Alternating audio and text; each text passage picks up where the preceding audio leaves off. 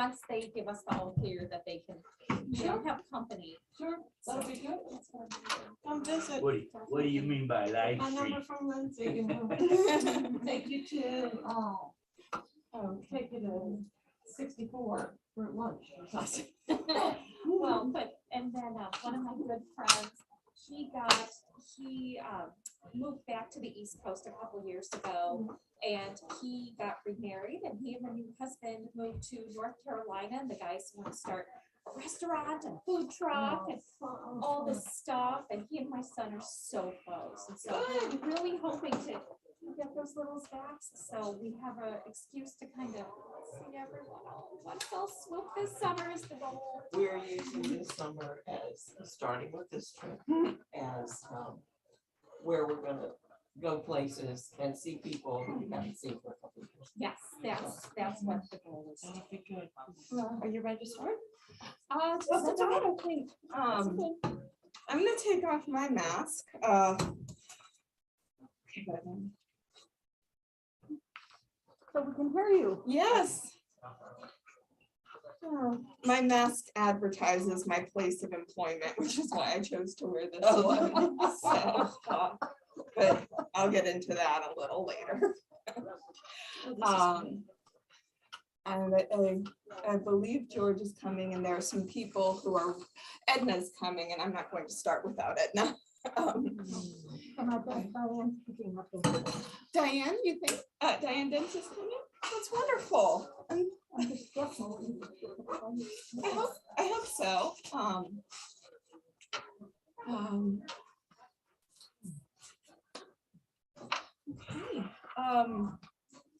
So hi to the people on Zoom. I see Laura and Kim. And I am just going to wait a tiny bit, because I know people are getting in. Edna just came in, and when Edna sits down, we can start introducing ourselves, and then and I'm sure more people will come in. But when Edna comes in, we'll all introduce ourselves, and then I'll get started. So. We're glad you're here. I'm glad to be here. I'm glad you're here. I'm glad to see everyone who's here today. It's been quite a week. My firstborn here, Sophie, was had a birthday on the 20th, and my parents came to celebrate it. And then yesterday. I got it from a stylist, but it was like a birthday present. Yeah, her father and I gave it.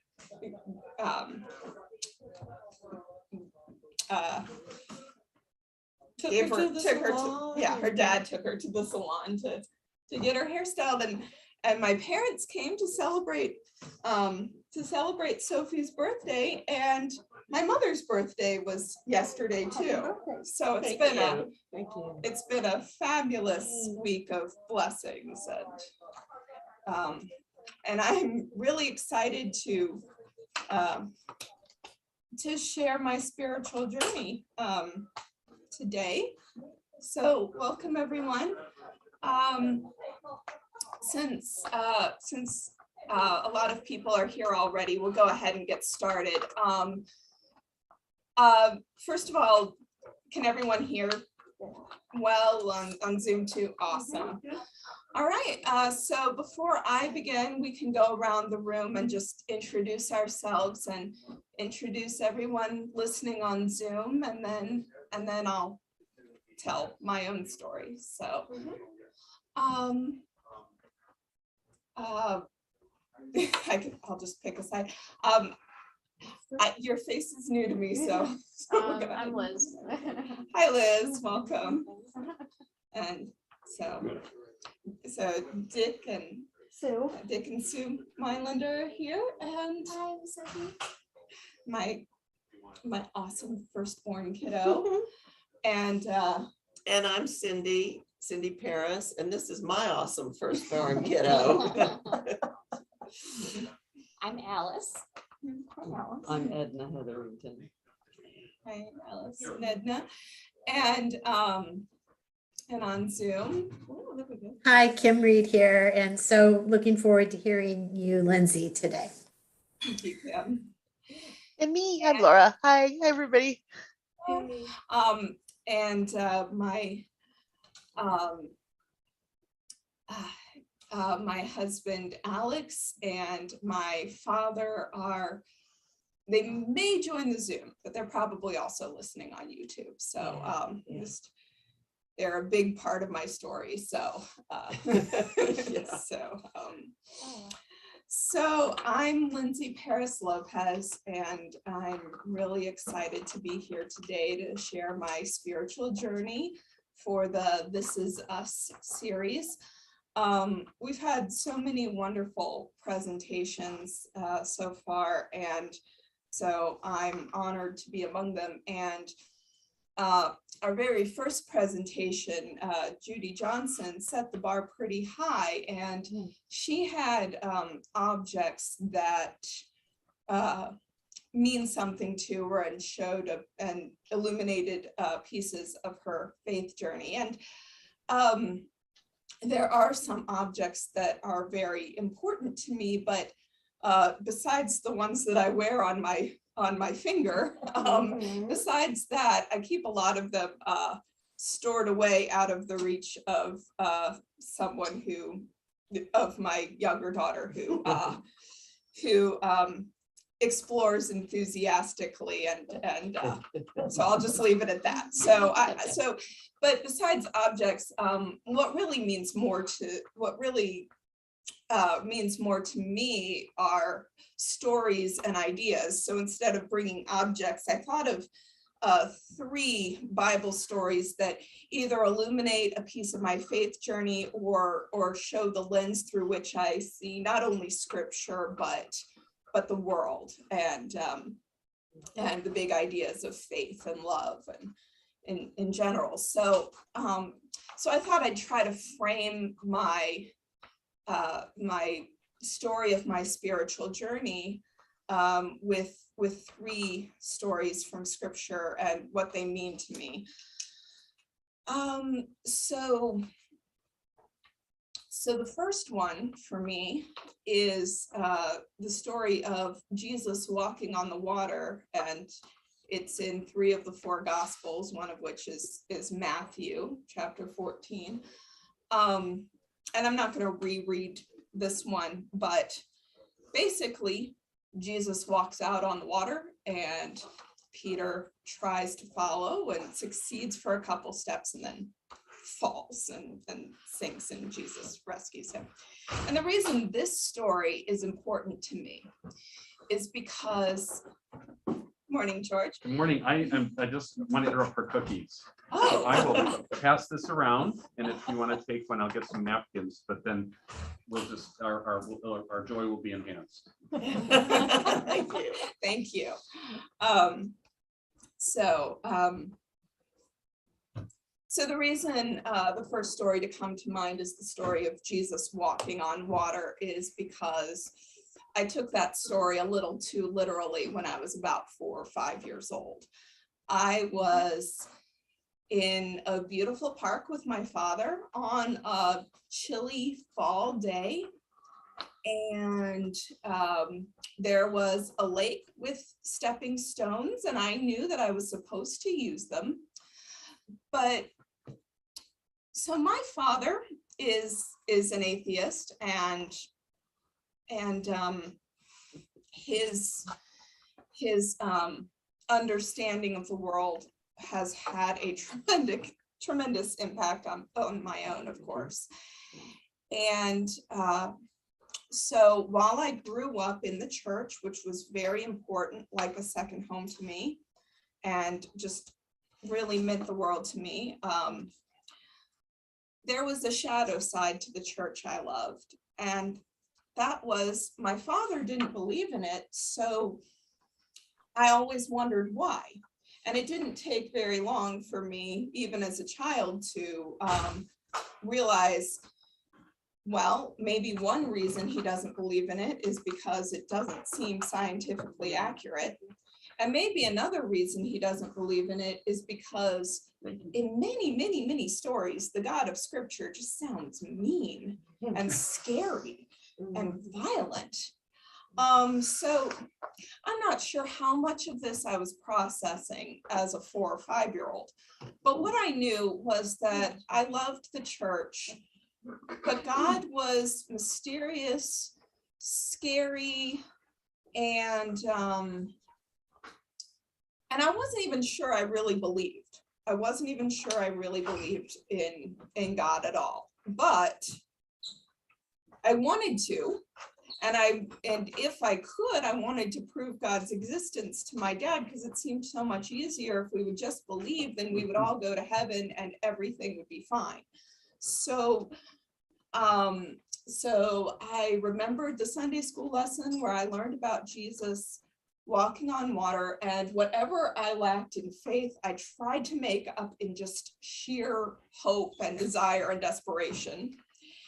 And I just prayed, please God, prove to me and my daddy that you're real so we can be in heaven together someday. And I stepped out on the water and splash. Of course, I sank right down. And I should have learned a good lesson in not taking the Bible literally that day, but that lesson would only come in hindsight. But I did learn a wonderful lesson about a father's love that day.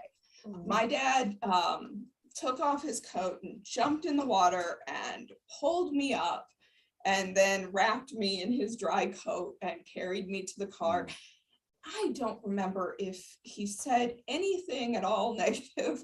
I just don't remember that. What I remember is that he loved me enough to jump in and freeze and get me to safety right away. And I will always remember that. So that story of trying to follow Jesus out onto the water is, that's the first story of my faith journey. So the next story is the story of Jacob in the Jabbok, wrestling with the angel of the Lord, wrestling a blessing from the angel of the Lord. So when I was 13, that's when I was confirmed into the Presbyterian church that I grew up Can I ask in. you, how old were you when the walking on water happened? I was about, when I failed to walk on water, I was about 4 or 5 years old. Oh, okay. I don't know how much I really, I can't remember what my thoughts were, but I do remember loving my church and also being afraid at that age. And my church was not anything like fire and brimstone, but we did mention hell in the Apostles' Creed. We mentioned that Jesus descended into hell. And every Sunday in the liturgy, we talked about if anyone is in Christ, that person is a new creation. And I thought, well, what about the people who don't believe? Of course, that would always come to mind inevitably, because somebody that I lived with and loved more than anything didn't believe. So what about that? That was always, those were always questions in my mind, and I could never take anything for granted. In fact, another passage in the Bible that's always sort of rubbed me the wrong way was when Jesus said to have faith like a child. And I thought, well, I'm a child and I don't really know what it means. Not that I didn't have any, well, I didn't even want to admit that I didn't have faith. I just like, what does that mean? Am I a deficient child? Am I a deficient person for not believing, or for wanting to believe, but not even knowing if I can or what that means. So I was wrestling with all of this, but I wanted to present myself as someone who took faith very seriously and who did believe. And I think the people in my church saw me that way, because I was questioning, I was attentive, I was listening, and for a while I was the only kid in Sunday school, to be honest. So I was there. The church meant a lot to me and I really wanted to be a part of it. So I was so happy to go through the confirmation process at 13, even though I still had my fears. And the story of my confirmation was, the whole process began on the James River, but we called it the Jabbok, and we read the story of Jacob crossing the Jabbok and wrestling with God and becoming Israel. And that was all the story that I knew for a long time. And I would reread that part of the Bible, but not the context around it. The context makes it even better. But crossing a literal river just brought me back to the image of water at the beginning with my dad. And so crossing water has been a big image in my mind as far as my faith journey is concerned.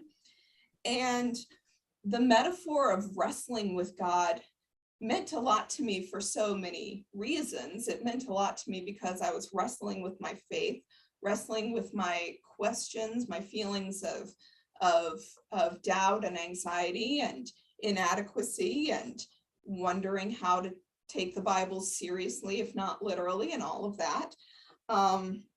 But it also reinforced why everything was so hard, because the story of Jacob crossing, bless you, the story of Jacob crossing the Jabbok, bless you, sort of reinforced my ideas and fears of a violent God, because God blesses Jacob, but first God, or the angel of the Lord that I associate with God, breaks his hip, puts his hip out of joint. Why would a loving God do that, I would wonder? So why is that violent image what is beginning my confirmation journey? And I don't know if I ever articulated these questions out loud. And of course, the leaders talked about how awesome it was to wrestle with the mystery of God. And so I said the right things and even believed some of them, or the right words came to my mind and out of my mouth, but there was still the hidden fear that I didn't really dare express.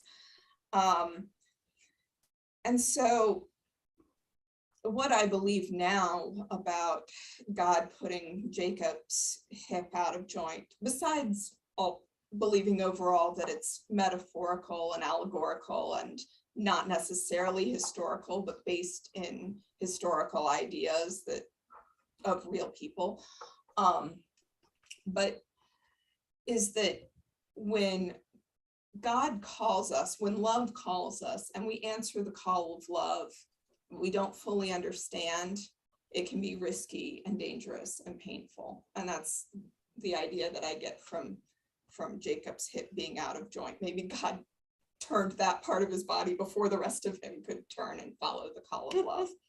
So,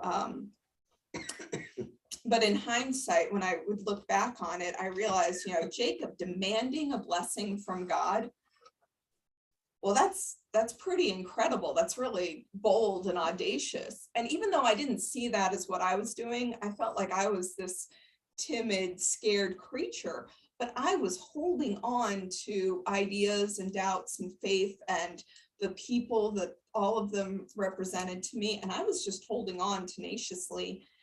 And what I was really doing was demanding a blessing from God. I wasn't letting God go until I could understand something, if not everything, and feel and believe and feel like I belonged within faith, within the community of believers.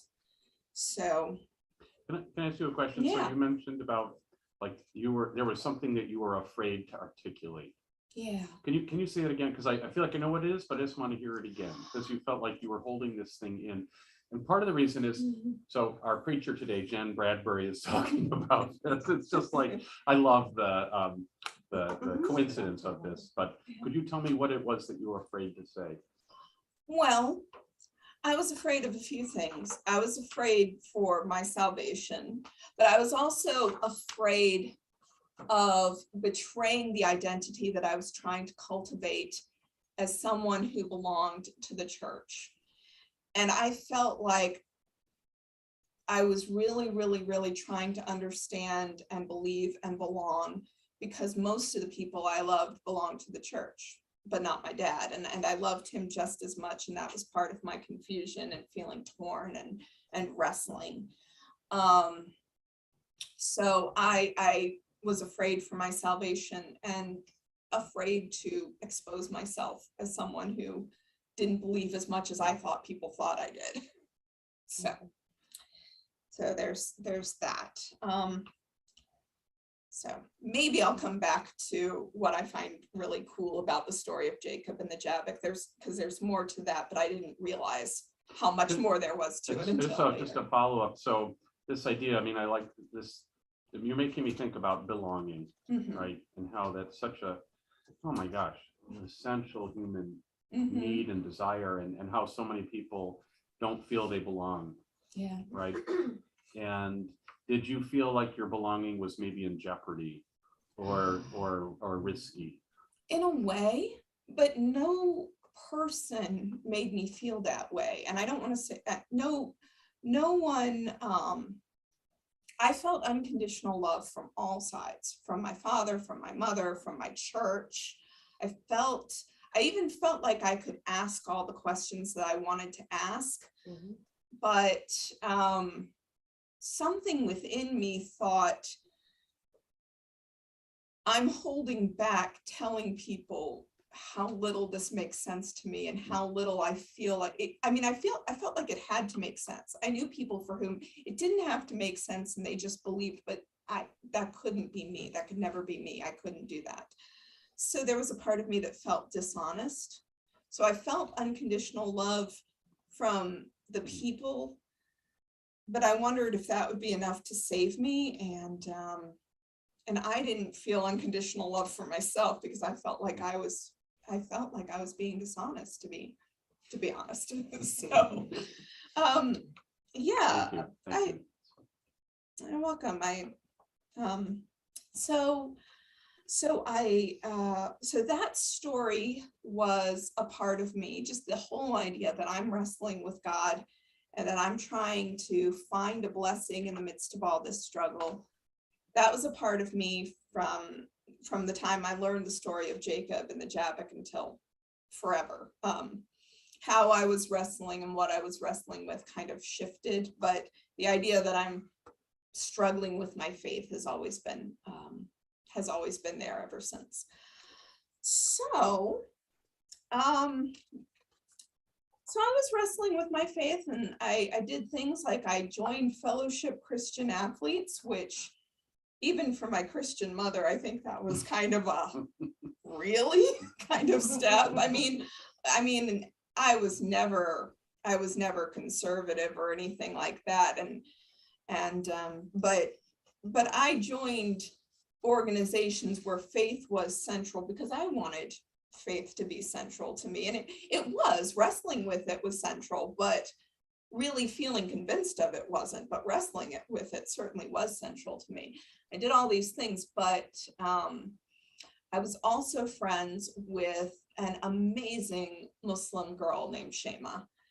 And I first met her in 6th grade when she came to my rescue from the mortification I felt from being bullied on my first day of school. It wasn't really bullied, it was teased, but I got my first perm for the first day of 6th grade, and I was so excited and proud. I mean, now I'm sitting by my firstborn who's done something brand new with her hair, which is awesome. But I had done something brand new with my hair. I was so excited. And I got on the bus and the whole bus started chanting treasure troll. And I don't know if that means anything to people, but there was a commercial about wishing on these troll dolls to get what you want. And one girl wished she had curly hair and the treasure troll granted her curly hair. So I got on the bus and everyone said treasure troll. And I took that as bullying. I mean, certainly many people have gone through much worse, but it wasn't the reaction I wanted on my first day of school. But Shema invited me to sit next to her and we started talking, and that drowned out all of the meanness of the people. And I was really sad that I didn't share any classes with her, but we talked every day on the bus for that whole year. And then she moved away, but then she came back in 9th grade when we were both in 9th grade. And I took that as a sign from the God that I wasn't even sure I believed in. But when I reunited with her, it was wonderful. And we became very fast friends. talked about our faith a lot. And what I learned from seeing her, she would pray 5 times a day. And I knew her religion was different from mine, but I was just in awe of her faith. And it didn't just show in the obviously religious things that she did. It showed in every time she was grateful for something, she would thank God. Every time she did well, and she was brilliant, is brilliant. Every time she would do well on a test or quiz, she would thank God and say, I couldn't do this but for the grace of God. And that was awesome.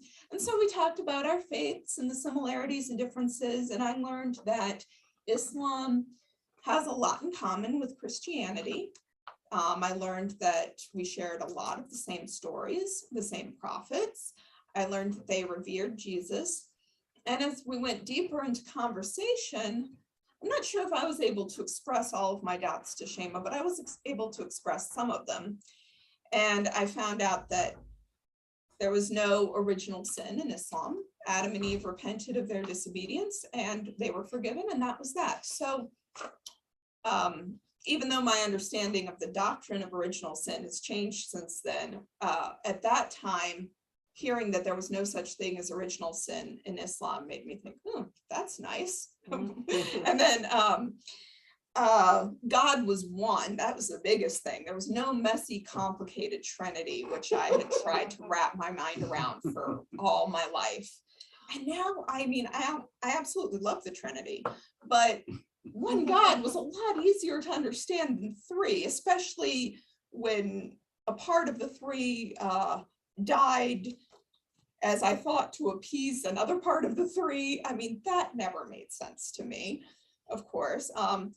So, Shema told me that in Islam, that Muslims don't believe Jesus actually died on the cross, but that it was made to appear so. That's what the Quran says. I've come up with different ways of interpreting that too. But it seemed nice to me that God would not demand Jesus's death, which I don't believe at this point either that God ever demanded Jesus's death. But everything that I questioned in Christianity, beyond just the very existence of God altogether, seemed to be cleared up in Islam, besides the fact that the person who modeled Islam to me was a very strong woman. Any questions or doubts I might have had about the position of women in Islam, they never really even came up in my mind, but they were discussed. So I knew about some of the stereotypes and everything, but the first Muslim I knew was the sister of 3 other girls, and they were raised by their single mother and grandmother. So my introduction to Islam was all women, all strong, powerful, awesome women. Shema's mom was, I didn't idolize her, but close enough. I was really I was in awe of her, because here's a single woman raising 4 kids, doing an amazing job. And just how does anybody even do that? They were all, she was from Afghanistan. So all my understanding of Afghanistan was that it had produced one of the most powerful women I knew too. So in time, I would come to see how significant that was. Anyway, I converted to Islam at age 16 because it just seemed to make more sense. And the biggest draw to me, besides the loving model of my friends, was that I felt like my doubt, which was still there, was okay. Because I was taught in Islam that our deeds counted. And one of the things that drove me crazy about Christianity was the idea that faith, not works, saved. And I interpreted that as there's nothing you can do. There's just no, if you don't believe, there's nothing you can do. And so there's probably a scary way to take every passage of the Bible, and then a loving and healing and beautiful way. And at the beginning, I just sort of, even if I could recite beautiful ways of understanding, deep down, I believed in the scary ways, or at least I asked questions. I worried about the scary ways. Worried about the scary ways. Yeah. So when I converted, I thought maybe I don't fully understand or even fully believe, but this makes more sense. And if I pray 5 times a day, if there's a God out there, surely that'll make a difference in my understanding. If I'm praying to this God 5 times a day, then that's going to impart some sort of faith within me. And I didn't feel like I was faking it until I made it. I felt like I was just trying to cultivate it within myself. And I had the whole community, the loving support of my family, and well, I had the loving support of Shema's family, who felt like my family, and my family did support me, but that's a whole nother story. It did take some time with that. It took a little longer. It took some time, but they supported, when they learned that I was Muslim, because I didn't have the guts to confess it right away. Mom caught me smuggling a prayer rug into my backpack. That's how the cat was out of that bag. But when that happened, it was hard, but they let me fast during Ramadan. They let me see Shema as often as I wanted, which was quite a lot. We didn't have prayed. bacon for breakfast. We didn't have bacon for breakfast anymore. All of that. I mean, they still ate bacon, but but I didn't, and that was okay. So there were some hard things, but my family did accept me, and that meant a lot to me. When I went to college, I still had a lot of questions, still had some doubts, and my college chaplain just happened to be just an awesome person. She officiated my wedding years later. She was wonderful, is wonderful. And she just happened to be the daughter of missionaries who worked in Jordan and Lebanon. So she knew all about Islam. And even though she was a Christian, I felt like I could talk to her about what I missed about Christianity, what I loved about Christianity, but also what I loved about Islam.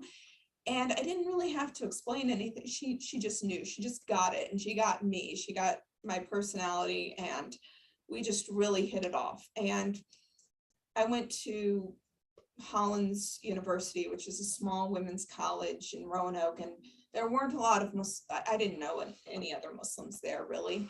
And so I needed community. I would pray by myself, but I needed community. So I went to chapel just trying to mentally adjust my faith to a Christian setting. And I would sing hymns, but omit words and kind of just stay silent through creeds and everything. But I was listening to the message of Christianity preached through the lens of someone who understood and loved Islam and kind of showed me the best of Christianity. And it resonated because other people had shown me the best of Christianity. I just wasn't ready to understand it all. But my mom had shown me all my life, and that's why it resonated. That's why I wanted to go to chapel again. And so by the time 9/11 came along, I had figured out some things that disturbed me about Islam. The predominant one being the fact that no Muslim I knew accepted homosexuality. That was the biggest problem, because by then I had a lot of friends who were lesbian. And so that was my biggest problem with Islam at the time. And I mean, a lot of Christians didn't accept that either, but I at least knew some Christians who did, some Christians who were gay. And by the time 9/11 happened, I really kind of felt estranged from Islam. I was praying, but not a lot, and all of that. But when 9/11 came, I really felt like I couldn't leave Islam, because I felt a loyalty to it, because I felt like everyone else was against it and against my friends.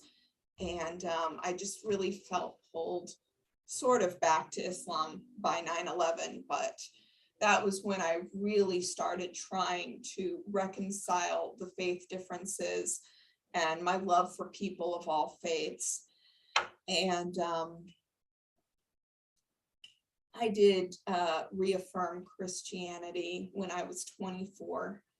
I mean, that's when I kind of officially reaffirmed it. I was going to church again, and I was feeling like Christianity had made some more sense to me, and I really felt a connection to my Christian friends, and I really felt like I had a new understanding of my faith. But it was on the day of the youth confirmation, I just kind of whispered all the words that they were whispering and felt like I was a Christian again. And after a while, I told my Muslim friends, and they still loved me and understood. They didn't understand everything, but they still loved me. And that is the foundation of all the conversation that we've had ever since then. So my Muslim friends are still among my best friends, even though I don't see them anymore because they're all over the place, but not here. I do have a few Muslim friends here, but the ones I grew up with, no.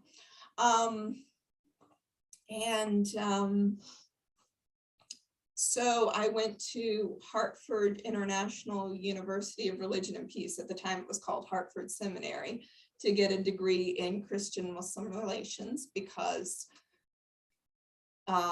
healing the divide between Islam and Christianity, and the divide between faith and faith in God and faith in humanity apart from God, I'll say, or humanity without the understanding of God.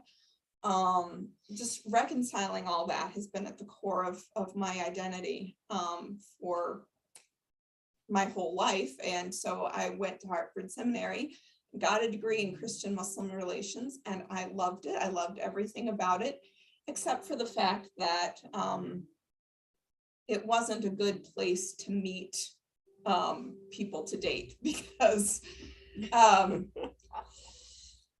that point, I believed in universal salvation, but I really wanted to find a Christian. All the Muslim men were, all the younger men were Muslim, and I didn't really want an interfaith marriage because it had kind of wreaked havoc on me to grow up with one, to be honest. I love my parents so much.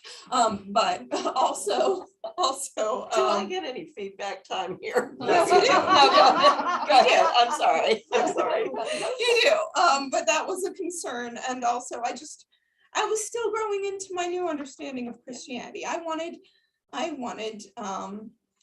to find a Christian, and all the Christian men were old, many were married, and I was earning, I went to school at night, but during the day I was substitute teaching to earn the money to pay for all of this. And I just wasn't in a good position for meeting people in person because substitute teaching, you don't form a connection with anyone, you go from school to school.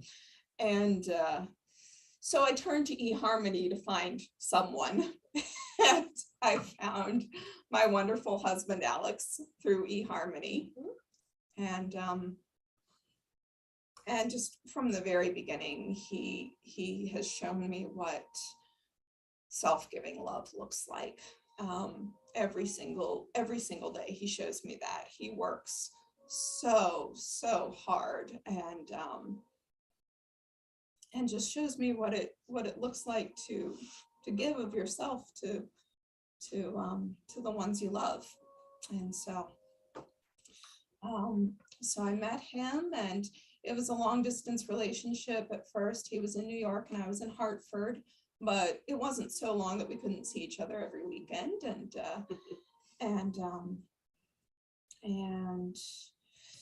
when we got married, we had to find a church. I had been raised Presbyterian, but what really mattered to me was a Christian church, because I had just come from Islam, and compared to that, it's not that all Christian churches were the same to me.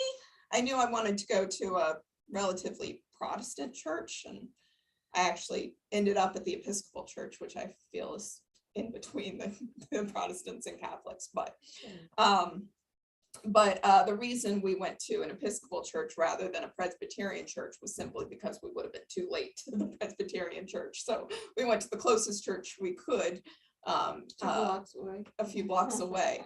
And it was the most welcoming place. It was in Sunnyside, Queens, which means it was the most diverse church experience of my life, multiracial, multilingual. And there weren't too many young people. Alex and I were definitely the youngest when we walked in, but everyone was so happy to see new blood in the church that the first day we went in there, they said, they pushed the offering plates in our hands and then said, hey, you guys lead the offertory, which was kind of crazy, but they just, but we found a nice home in the Episcopal Church and started a family, and I will come to them in a moment.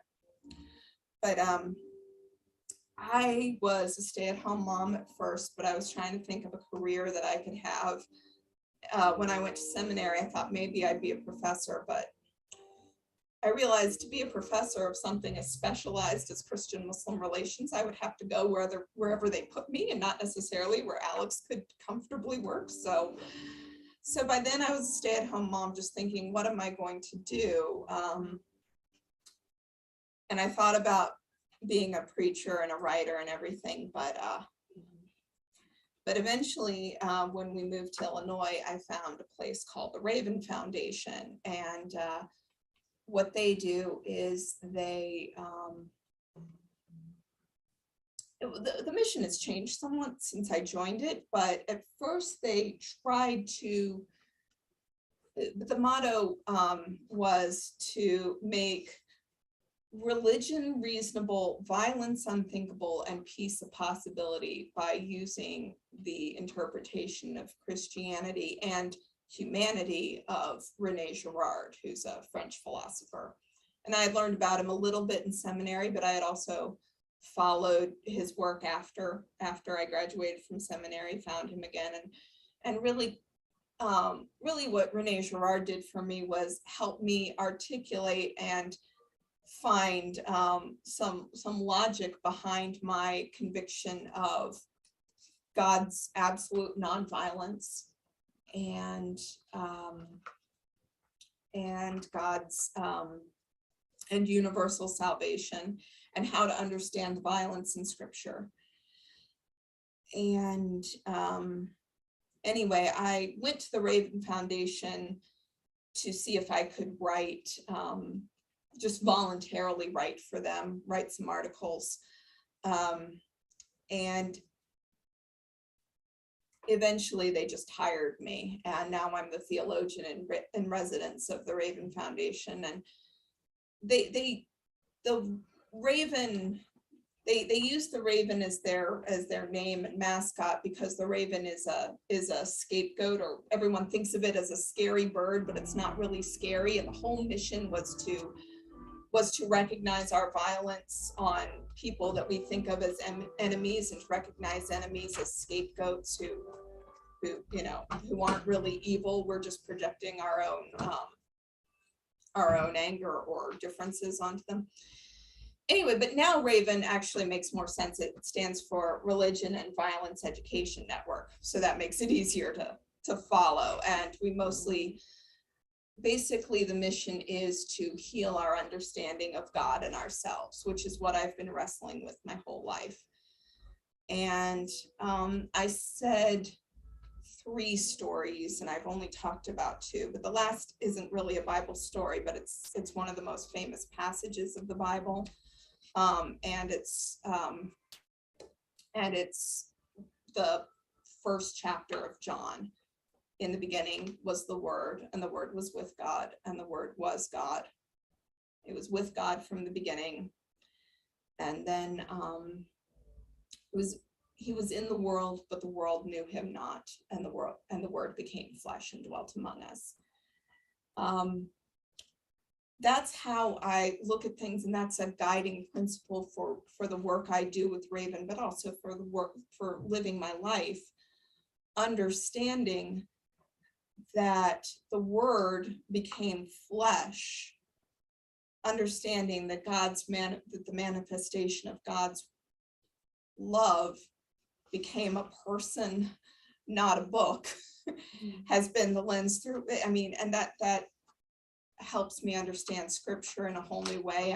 I'm not trying to, I do believe in the Bible, but I believe that it's humanity's struggle to figure out God. So the Bible gets God wrong because humans have gotten God wrong for a long time, but I believe that the truth of God is revealed in Jesus. And that understanding guides the work I do. So before I started my work at Raven, though, I had two wonderful children, Sophie and our daughter Hannah. And what both of the kids teach me is how to love unconditionally, just completely unconditionally. And I thought I knew before, but having kids will really teach you that. Sophie's biggest thing is loving people unconditionally. I mean, that Sophie just exudes that and lives that. And Hannah is autistic, and she has taught me patience. I am an imperfect learner, but she's taught me patience. And just, it's amazing to, if I was ever afraid of anything, it was getting God wrong, but also I was afraid that I had fear of being an inadequate mother to a special needs child. And Hannah forces me to live with that fear and live through it, because you can't overcome what you don't go through. And I love her. And being parents to her with Alex just kind of reinforces that, yeah, I'm imperfect and I'll make a lot of mistakes, but I can do this because I have to, and it's a joy. So my kids have reinforced one of the most important things to me, which is just unconditional love. And so if there's anything I really, really believe in, it's unconditional love, the redemption of all people, the interconnection of all people, and the belief that peace can prevail. Those are the big, big things about what I believe. And so that's my story. And of course, there's more, but I'm open to I'm questions. going to show the gallery. So there might be somebody on Zoom who wants to say something. Are you, would be a good time for people to ask questions, or? We've got, I know Alex is there, and Judy and Kim Reed. So thank you for being with us. Not that you have to say anything, but does anybody, I have a question, but I always have questions. I love your interest in Muslim Christian dynamic and relationship. And what do you see as as avenues? Like where are you working in that? What do you think about that right now? What is this? What do you see as the state? I mean, not like in a macro sense, but maybe like what you're interested in. Well,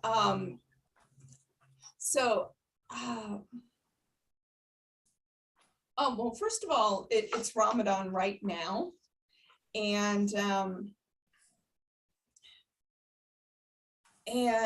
during Ramadan, but really all year, every year, Muslims are reaching out to people, and always. Often during Ramadan, it's a good time to meet Muslims because they will often have events.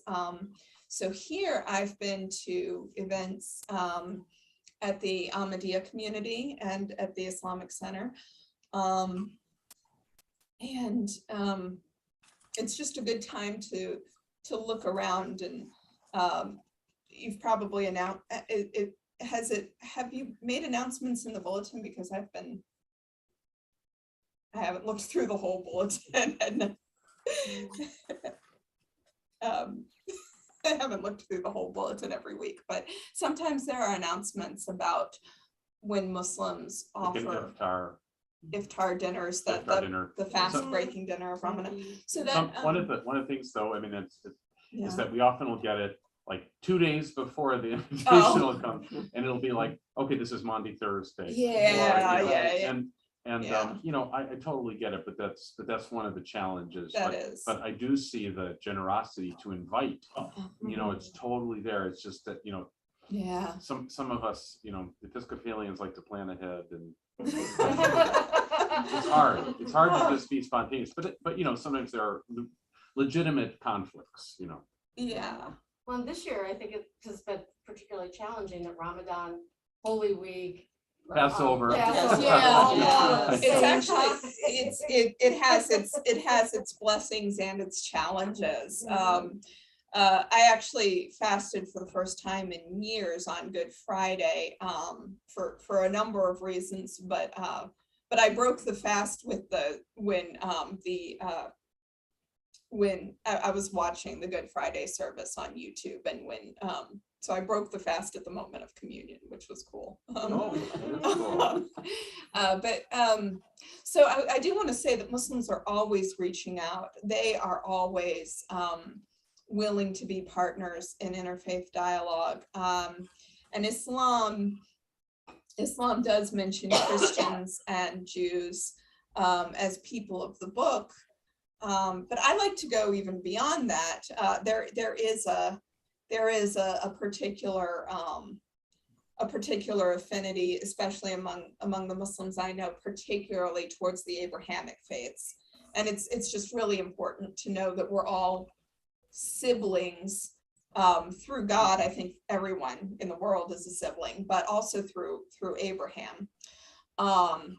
So in particular, Jews, Christians, and Muslims are very aware of that, because I mean, Jews and Christians, or Christians, talk about Judeo-Christianity, and sometimes I've seen Jewish people who don't like that, not because they don't want to be connected to Christians, but it's a whole different thing. But Muslims, you know, who come last, you know, want to say, we're a part of this family. And so Muslims are constantly reaching out. So I see a lot of opportunities around here that the Muslims create that I've been able to join. So I just wanted to make you aware of the fact that they are creating those opportunities. Since 9/11, I've seen more, you know, after 9/11, I did see a lot of vitriol towards Muslims, and there's been a lot of misunderstanding that's just gone on forever. But a lot of people saw 9/11 as an opportunity to learn, and I get a lot of hope and inspiration from that. A lot of people who didn't know much about Islam after 9/11 still didn't know much, but did see that it wasn't all of Muslims. Did hear Muslims who said that what happened on 9/11 was not Islamic at all. That message was heard by some, not everyone. And it created a learning opportunity. And so I know a lot of people personally who have learned a lot about Islam since then. And so in that sense, I see a lot of hope.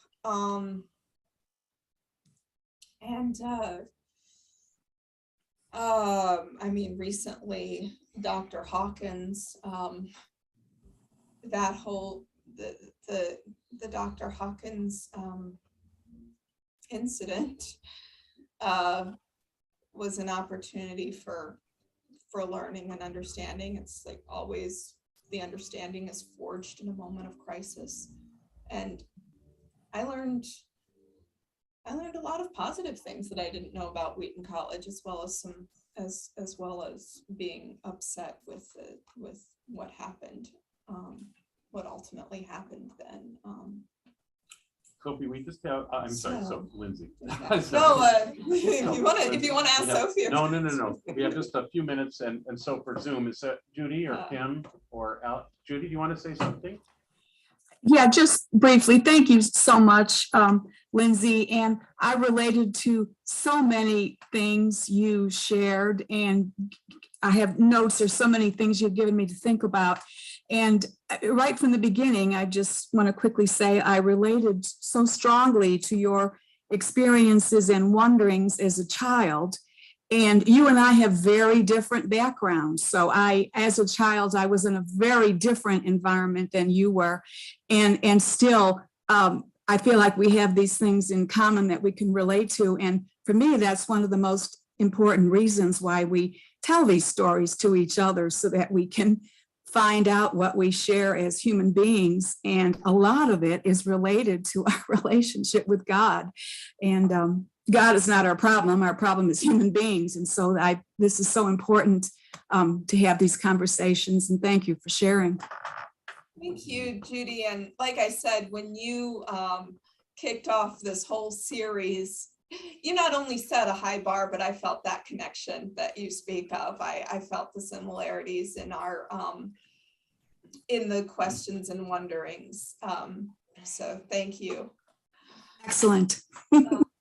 Thank you so much, Lindsay. And what I loved hearing your stories, but I also loved listening to you while you have on either side of you, your daughter and your mother. That was really beautiful. Thank you. Thank you. I'm so glad they're here. I'm so glad I could do this today when they could both be here. So we are going to be able to continue here for a little bit, Yeah. if that's okay. And thank you, Laura, again, for hosting us on Zoom, and for those who are with us on Zoom. thank Happy you. to.